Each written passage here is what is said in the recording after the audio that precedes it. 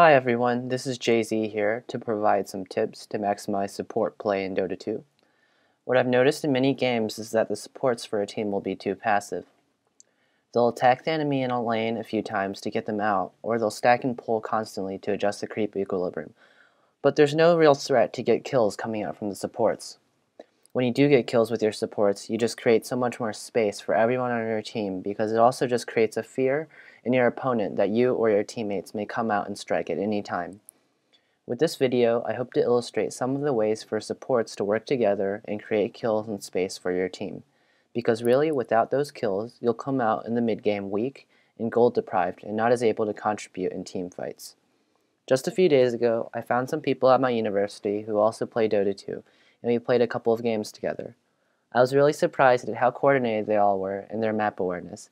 Even though we had never played together before, we were able to communicate ideas very clearly, and as a result, we were able to create some nice plays together. These upcoming plays are not amazing or next level, but are just simple things illustrating what kinds of impact supports should be having through early to mid-game. And I hope these will help you take your support play to the next level. So for our first play, this gank is set up by Rubik, who pings that he and Keeper are coming to kill. The first thing you see is that Rubik sends a courier to him with some wards and they lay them down. This is notable because you're maximizing your time spent. You won't have to waste your time some other point in the game walking across the map to ward because you already warded on the gank. Treant is such a hard hero to kill. For one, he is so tanky and he has living armor, which blocks a few instances of damage and heals him. Not only this, but he has an ultimate that latches everyone in place and he can conceal himself with invisibility from nature skies. Check out what happens here. I start circling to find the perfect position to land a shackle on the creep. Cuddle knows immediately he must start charging his level 2 illuminate. Rubik lifts Tree precisely after shackle is over and before he can even react by using a spell. At the time that Treant is lifted by telekinesis, Cuddle's illuminate strikes and I send the power shot for the finishing blow. So this clip shows how the supports maximized time by putting up some wards while they were there, as well as the precision by which they landed their spells in conjunction so we could get the kill. Treant had no chance to use any spells, and clearly, if we had not been so precise, he might have gotten away due to the nature of his hero. The next play is a gank on mid. One of the best ways to help your mid hero out is by having supports ganking his lane, giving him some time to free farm and gain EXP.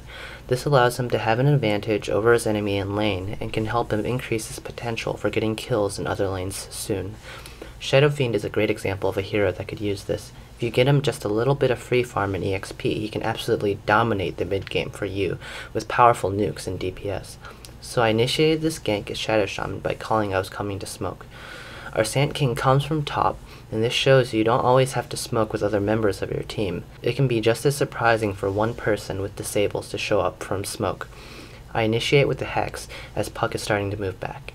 SK pounces immediately with a Burrow Strike just as my Hex duration is over. As you can see, I was intending to shackle immediately after my Hex ended and have SK Burrow Strike as a follow-up. However, things do not always go according to plan, and I had to adjust my shackle. I could have shackled immediately after Hex, but as you see, I briefly cancel my animation and wait for the duration of Burrow Strike to end before shackling. This is once again the point I have about maximizing efficiency. You want the enemy to be under as much stun duration as possible. Even a fraction of a second can allow heroes like Puck, who have great escapability, to escape with an ethereal jaunt or phase shift. Puck out! Thus, you must have the awareness to cancel animations and land spells perfectly in sync with your teammates so you fulfill ganks to their maximum potential. In addition, notice how I did not even bother sending an Ether Shock after my shackle. That's another point for support players. Don't waste mana when you don't need to. I'll point this out in the next clip, but mana is so essential in Dota. It can mean the difference between using another spell to get a kill in another lane. So if you're sure you will have the kill already, don't waste the skill for no reason. Our next play is to illustrate awareness in lane and immediate responses to ganks. One common problem is that when a support goes to stack and pull, he just stops thinking and watching what is going on in lane. Your carry could be getting ganked and you have no clue because you're so focused on stacking, pulling, and linking creep camps. So I am Leshric, and I'm currently stacking and pulling the medium camp. Storm Spirit with a DD rune unexpectedly ball lightnings in on our carry Gyro, and immediately bursts him down to around a quarter health. As a support, I saw that I had to go to help, so I leave the camp I was pulling and land a Split Earth right before Storm could get the killing blow. Witch Doctor tries to follow up with a chain stun from Paralyzing Cask on both of us, and instantly you can see immediate TP support coming in from our mid-hero, Night Stalker. He actually comes as I'm stunning Storm. Night Stalker's instant TP is a testament to him always watching the map, and he comes just in time to void down Storm and kill him after chain stuns by Nyx and me. In addition, the Night Stalker silences Wisp afterwards, so he cannot tether to Witch Doctor to save him. That allows us to follow up on Witch Doctor and get another kill, and Gyra manages to stay safe throughout all of this. Not to mention, when we killed Witch Doctor, no unnecessary edicts from me or voids from Night Stalker were used. This is simple mana conservation, and it'll let me use one more edict on a tower or let Night Stalker get one more void to kill in some other lane. So as a support, it's your goal to always be ready to defend and turn around ganks, so watch every part of the map whenever possible. The final play is just a cheeky play that again shows the importance of time management. After those kills on top, we managed to push down a tier 1 tower relatively quickly. Our immediate response is, should we defend another tower that the Radiant is pushing? In the end, we decided no, we might as well push another tower because we wouldn't have the strength to defend both the towers the enemies were pushing. We move on to the tier 2 tower, and as you can see, I totally fake out the enemy with my Diabolic Edict animation.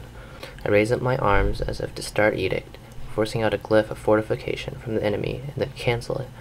Then after the glyph is over, I start my Edict and we quickly get another tower, so even if the enemy team wanted to TP after the glyph, they wouldn't have been able to respond in time because of how much burst damage Edict does to towers. It's small things like that that can increase your map control over the game and allow your team to build small advantages. So to summarize, here are the 4 major tips I want you all to incorporate into your support play. First off, I want you guys to work on your ability to chain combos.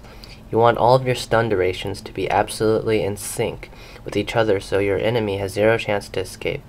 This can be achieved by more animation cancelling with the stop or hold function and just learning exactly how long certain spells last each level. Secondly, I want you to increase your map awareness. It's your goal to be watching every part of the map. This includes enemy items, predicting enemy movement, and where the enemy is warding. That's the crux of being a support. Your job is to always be calculating and observing other parts of the map to figure out how exactly the game is progressing. Third, I want you all to set up more ganks on all lanes around the map. You can do this through smoke, or you can just travel by foot, but successful ganks open space up for everybody on the team, and it strikes a fear into everybody on the enemy team.